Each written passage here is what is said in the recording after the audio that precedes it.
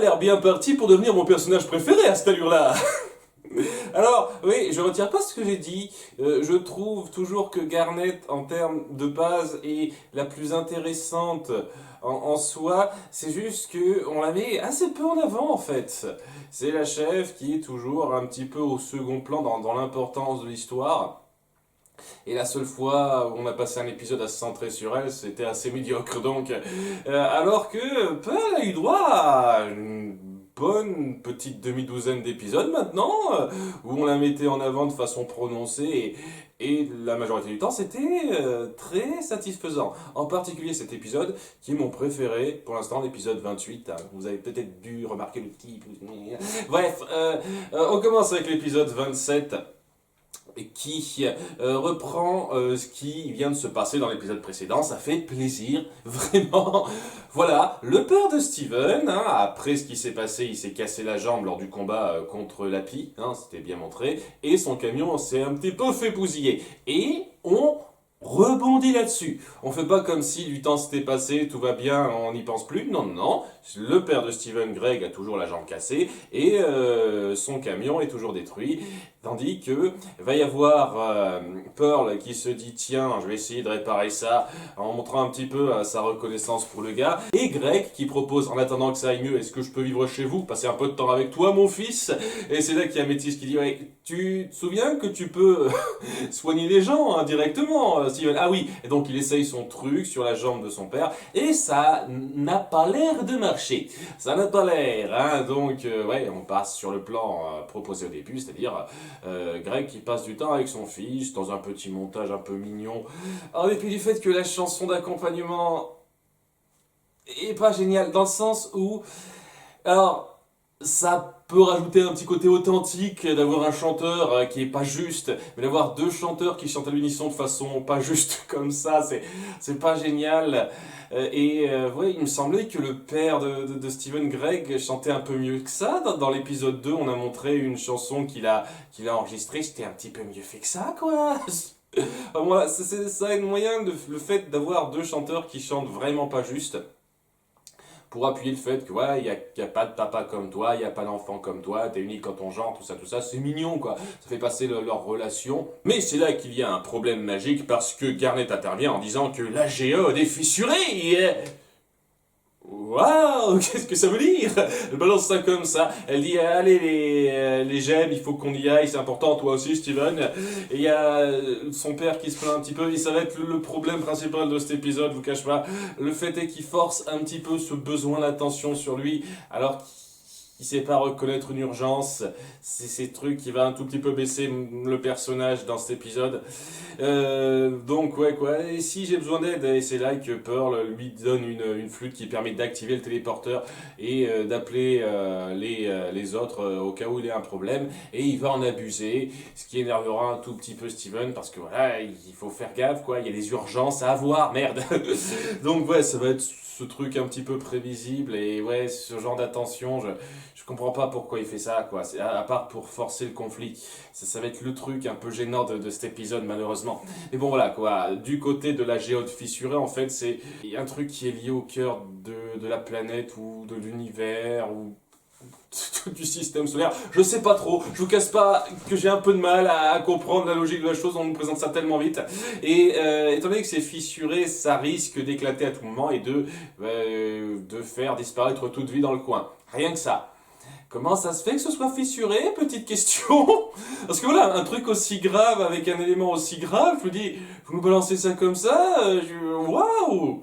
C'est quelque chose qui aurait mérité d'être un petit peu mieux amené que, ah, comme par hasard, ce truc-là super grave est fissuré, quoi. C'est...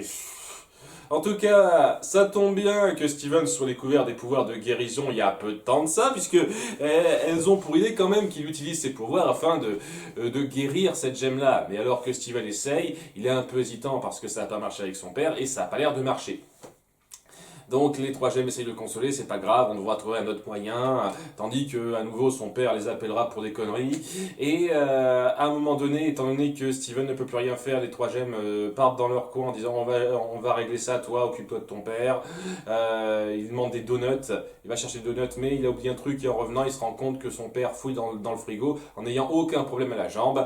Il lui a menti pour passer du temps avec lui. Et voilà, j'apprécie ce que ça veut faire, quoi. Qu'il trouve une excuse pour passer du temps avec son fils parce qu'il a plus trop l'occasion de le faire, c'est un peu mignon.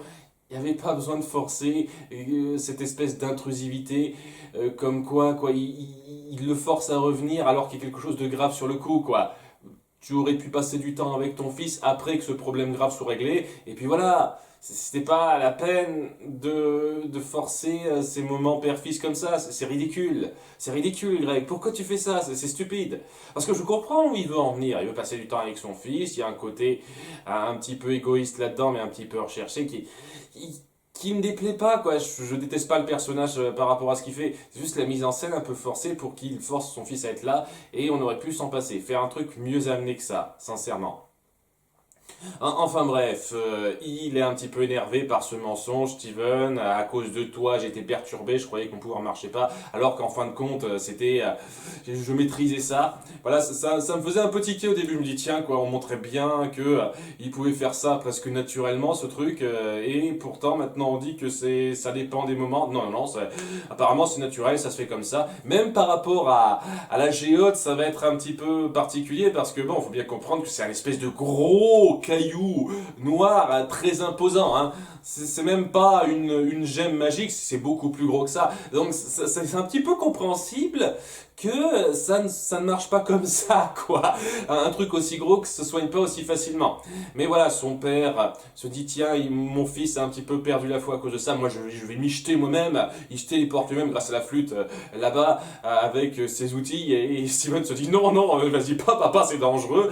Et lorsque son père lui fait un bon discours, tu sais, c'est moi qui t'ai freiné, mais tu es capable de grandes choses, mon fils. Il gagne confiance, et il impose ses mains en ayant la volonté du monde. Ça a l'air de faire un tout petit effet, mais c'est pas suffisant pour résorber la fissure, malheureusement. Et c'est là qu'on a le truc le plus con de l'épisode, qui se justifie un petit peu, quand même, par le fait que j'ai l'impression que Steven a fait une partie importante du boulot, mais pas complètement. Mais voilà, Greg sauve la situation avec du ruban adhésif. Voilà, il a son ruban adhésif, on a un truc qu'on a montré au début de l'épisode, ouais, ça va toujours aider à réparer les trucs avant, et ouais, ce qu'il fait, il parvient à réparer la fissure comme ça. Alors, c'est ridicule, mais je vais quand même concéder un peu le fait que, à mon avis, Steven a fait 99% du boulot, quoi. Genre, il y avait un début de truc magique qui se créait, et il a mis la touche finale, le Greg. On va dire que c'est ça. Je pense que c'est comme ça qu'il faut le voir pour que ça ait du sens. Sinon, c'est n'importe quoi. Même si c'est moi qui force un petit peu la chose. Hein. Mais bon, ça met un moment un petit peu joli entre ces deux-là qui œuvrent ensemble. À la fin, on voit que Pearl a totalement réparé le van de Greg, ce qui sera un détail important pour la suite. J'apprécie qu'ils aient mis ça en place pour ce qu'on aura dans l'épisode suivant. Greg sera très content, il lui fera une embrassade, elle sera un petit peu choquée par ça. Mon Dieu, mais qu'est-ce que c'est que ces élans d'affection, je connais pas, ça lui fait peur. on montre qu'elle a ce côté un petit peu détaché des effusions affectives de ce genre-là, ce qui est un peu compréhensible quand on compare à des conneries du genre je sais pas ce que c'est qu'un mime. Et ça se termine sur un gars qui était un peu trop, ou donc juste après que Greg a dit à son fils c'est bon, on se reverra plus tard, quoi, mais je vais pas non plus être collé à toi, un truc comme ça. Il y a Steven qui dit comme ça, tout seul, dans son lit, bonne nuit papa, et son père qui lui répond de son van, donc 20-30 mètres plus loin, bonne nuit fiston. Comme quoi, au bout du compte, il est pas loin non plus, donc ça change quoi? Ça change presque rien, quoi. alors que ça aurait été assez fort si on avait montré qu'ils étaient prêts à accepter d'être un petit peu éloignés plus que ça pendant une période de temps un petit peu plus longue, quoi, vous voyez, c'est... Et puis bon, il a une super Wii pour l'entendre de là, quoi, Greg, hein. Vous êtes sûr qu'il est pas un peu magique, le gars aussi? Enfin bon, c'est... Voilà, le gag est un petit peu inutile. Il y a des choses qui me gênent, un peu grossières dans la façon dont sont amenées certaines choses, c'est clair. Mais j'apprécie cette relation qu'on noue entre Greg et Steven. L'épisode était pas mal, il aurait gagné à être mieux mis en scène, c'est sûr, sur certains points, c'est évident. Mais il reste pas mal et j'apprécie le fait que, pour une fois, on commence à reprendre des éléments des épisodes précédents de façon prononcée pour raconter nos histoires et pas juste, tiens, la première connerie qui nous passe par la tête pour justifier toute la péripétie. C'est un petit peu mieux que ça, quoi. C'est un peu la même chose pour l'épisode suivant, même si c'est un peu moins mis en avant, mais voilà, dans cet épisode 27, on a mis en place le fait que Pearl est une grande technicienne qui sait bien réparer et construire des trucs, et ben on va mettre ça à profit dans cet épisode 28, qui est mon préféré jusqu'à présent parce que ça met en avant, pour la première fois, je trouve, de façon efficace et satisfaisante, le fait que nos gemmes ont une durée de vie vraiment grande et donc une perception très différente de l'univers à cause de cette expérience-là. Alors que je suis désolé, jusqu'à présent, ben, ça aurait tout aussi bien pu être des gemmes pendant une trentaine d'années ou un truc comme ça, voire moins. Et on aurait changé quelques chiffres dans les nombres qu'on cite et ça aurait été pareil, hein. Vraiment pareil. Ça aurait absolument rien changé à ce que ça raconte au poids de quoi que ce soit, je trouve, hein, personnellement. Donc, le fait qu'on commence à mettre ça en place autour de Pearl, dans un moment qui m'a fait sincèrement tirer une petite larme vers la fin, c'était quand même joli. C'est bien fichu. Enfin, on justifie de façon satisfaisante la chose, je trouve, personnellement. Donc, ça commence sur nos gemmes qui passent faire un petit check, une espèce de grande zone de téléportation, quoi. Une zone avec des tonnes de téléporteurs qui sont hors service, qui leur permettent d'aller à différents coins de l'univers. Donc, jusqu'à présent, le téléporteur qu'on a vu, ça amenait tout le temps donc à des endroits de la Terre, de l'endroit où se trouvent Steven et les gemmes. Et le fait est qu'il existe des tonnes d'autres univers habitables, apparemment, hein, où elles peuvent se rendre, ces gemmes, et faire un petit peu certaines choses. Et on sent qu'il y a une certaine nostalgie de cette perte, notamment de la part de Pearl, qui se souvient des différents coins de l'univers où elle a été, et ça lui manque. Il y a Steven qui est un peu touché par ça, qui se dit, tiens, de façon totalement naïve, et si on créait un vaisseau spatial? Il vient voir son père à la cool en lui disant, tiens, ça te dirait qu'on en construise un? Et au début, je me suis dit, ouais, un peu trop ridicule sur les bords, mais on jouera de façon particulièrement bien foutu là-dessus, donc je trouve qu'au bout du compte c'était une amorce qui était pas si ridiculement exagérée que ça. Donc voilà, au début c'est vraiment pour s'amuser, quoi. On sent même que Greg fait ça en sachant très bien que ça va pas marcher, hein, on n'arrivera pas à aller dans l'espace. Mais voilà, il fait ça pour passer du temps avec son fils, on sent vraiment que c'est pour ça, et ils s'amusent un petit peu ensemble en créant un petit engin rapide sans faire de grands calculs, tout ça, et ils décident de le montrer à Pearl. Pearl qui se rend compte, après ce petit essai de décollage raté, que ouais, ça marche pas trop, hein, ça marche pas trop. Bon, sachant aussi, petit détail, j'ai quand même deux, trois petites choses à redire là-dessus, c'est que voilà, il y a le père de Steven qui lui dit hey, si tu sens que ça va pas, tu peux abandonner quand tu veux, tu sais, hein, c'est pas grave de savoir abandonner. Ce qui est pas un mauvais message à faire passer, voilà, des fois abandonner, c'est pas plus mal dans certaines circonstances. Et voilà, tout ça pour prévenir du fait que la navette risque un petit peu de tomber en miettes et de lui faire mal s'il reste dedans. Et ouais, juste des mots comme ça, alors que si t'avais pas suivi dans tes paroles, il aurait pu se faire très mal, c'est pas super responsable, mec. C'est pas super responsable. Une fois de plus, la mise en scène de certains choix de Greg est un peu discutable, mais honnêtement, par rapport à des conneries que font Steven ou Améthyste par moment, c'est super léger ça. Je veux dire, je peux pardonner ce genre de petits trucs, hein. Vraiment, En tout cas, ouais. Y a Pearl qui se dit, ouais, non, non, vous irez pas très loin avec ça. Et c'est là qu'elle commence à réfléchir à des idées de comment créer une navette. Tout d'abord en pensant que c'est pas faisable, bien entendu, c'est n'importe quoi, mais très vite, l'idée que c'est possible et qu'elle pourrait retrouver les univers, les différents systèmes solaires où elle pouvait être avant et atteignable, ça l'excite totalement. Elle se dit oui, on peut y arriver. Elle part totalement dans ses théories, dans des trucs beaucoup plus scientifiques, beaucoup plus amenés, qui une fois de plus donnent l'impression un tout petit peu d'être justifiés parce qu'on a mis ça en place dans l'épisode précédent. Ça aurait été un peu plus fort si on avait mis ça en place un peu plus tôt que l'épisode précédent, mais c'est déjà bien d'ailleurs, passer un petit épisode à l'avance, c'est clairement pas toujours qu'on a droit à ça.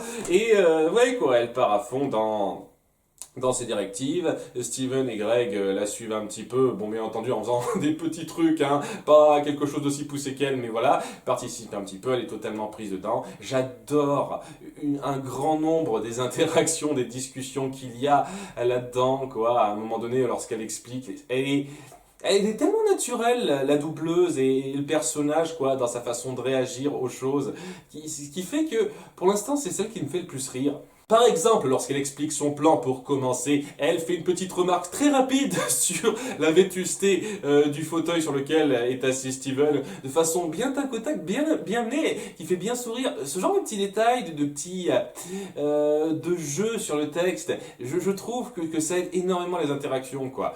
Pour l'instant, je trouve que la doubleuse en VO de Pearl est celle qui s'en tire le mieux. Elle est totalement prise dedans. Au bout d'un moment, il y a Greg qui finit par se rendre compte qu'elle est totalement sérieuse, qu'elle tient vraiment à créer un vaisseau spatial et à emmener Steven avec elle dans l'espace. Et c'est là qu'il se rend compte que ouais, ça va peut-être être un petit peu dangereux. Je vais peut-être faire mon parent responsable. Non, non Steven, non. Je t'interdis de le faire, ok? Il y a un petit conflit qui se crée, qui est quand même un peu pesant, parce que voilà, on sent que Cooper est totalement prise dans son idée, elle est vraiment à fond là-dedans, il faut qu'on y aille, il faut qu'on y aille. Et oui, Greg qui finit par se rendre compte du danger que ça, que ça représente pour son fils. Mais Pearl n'entend pas ça de cette oreille, elle finit par compléter sa navette dans la grange toute seule, et c'est là qu'elle invite Steven à y aller sous le nez de son père, sans qu'il s'en rende compte. Il se rentre dans cette navette-là, elle est totalement excitée, Pearl. Et lorsque Steven parle à son père et que Pearl dit oui c'est bon, on va aller sur le prochain système solaire le plus proche, d'ici 50 ans on sera revenu. Comme ça, de façon totalement naturelle, comme si c'était rien pour elle. Et il y a Steven qui commence à avoir des doutes et j'aurais pas été contre, à nouveau petit détail, c'est pas le plus grave, quoi. Je trouve que ça reste tout à fait rondement mené, mais j'aurais pas été contre que ce soit seulement ça qui convainc Steven d'avorter la mission, de dire c'est bon, on arrête, on repart. Malheureusement, il va y avoir autre chose, il va y avoir quelques petits problèmes techniques, le vaisseau tomberait un petit peu en miettes en atteignant l'atmosphère, et il y aura, enfin je sais pas, c'est exactement ça, c'est pas vraiment en atteignant l'atmosphère, je pense que c'est un petit peu avant dans la logique. Elle est totalement excitée, Pearl, elle réfléchit plus, oui on va enfin aller dans l'espace, où je n'ai plus pu aller depuis un certain temps, et il y a Steven qui se met devant elle pour lui faire entendre raison, parce que voilà, ça va pas marcher avec ce qui se passe avec son vaisseau, et il lui dit je suis désolé, mais il y a des fois il faut savoir abandonner, on peut pas faire comme ça. Pearl qui est très attristée par ça, parce que voilà, c'est cet espace qu'elle a plus vu, on sent que c'est quelque chose de fort pour elle. Abandonner cette idée, ça la fait tirer une larme, mais elle se dit oui c'est important quand même de me sauver moi et Steven, et elle concède à la fin que ça la dérange pas tant que ça de rester sur cette terre avec Steven, parce qu'il y a un petit quelque chose un peu mignon entre ceux-là qui s'est forgé. Mais c'est là que ça se termine. Il n'y a même pas de gag de fin, pour une fois. C'est très mignon la façon dont c'est amené, et voilà, c'est le premier épisode qui m'a avoir sincèrement ému.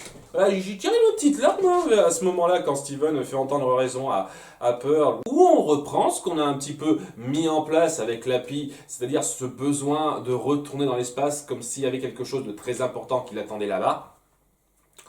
Et on sent qu'elle a cette aspiration-là aussi, Pearl. On reprend la chose de façon assez touchante. Et ouais, ce moment entre Steven et Pearl, c'est le moment le plus joli de la série pour l'instant pour moi. Et ça m'a touché. Je trouve que l'intrigue, le conflit était plutôt bien amené. Il y avait, à part quelques petits détails qui sont vraiment pas graves pour moi, pas grand chose à redire. Le premier épisode où j'ai vraiment pas été gêné par la façon dont on a mené le scénario parce que très souvent c'était un peu forcé ou on justifiait pas bien certaines choses. Là, la plupart des choses sont bien justifiées, les actions qui sont faites sont là aussi parfaitement justifiées et les moments émotion que ça apporte et même les interactions, certaines discussions et le petit humour qu'il y a sont satisfaisants et ne donnent pas l'impression d'être trop grossiers. Vraiment, c'était très solide et assez touchant à la fin, donc chapeau. Premier épisode, on va avoir touché, à mériter un pouce levé pour moi. Après, on peut faire mieux, c'est sûr, mais voilà, hein, pour un petit épisode comme ça met bien en avant la mentalité de Pearl. De façon émouvante, bien comme il faut, c'était du très bon. Voilà. Et ben, ça me conforte un petit peu parce que cet épisode 26 semble être vraiment le début d'un tout nouveau ton pour cette série qui prend un peu plus le temps, l'effort de donner de la signification, d'amener un peu mieux ces intrigues et de se pencher un peu moins sur le n'importe quoi. Ah, il y a des petits trucs qui me gênent encore, hein, c'est sûr, mais clairement pas autant qu'avant l'épisode 26. Et je ne peux qu'espérer que ça continue sur cette voie-là, parce qu'elle se deviendra sincèrement une série vraiment sympathique à suivre, si c'est le cas. On verra bien. À bientôt pour l'épisode 29-30. Bye!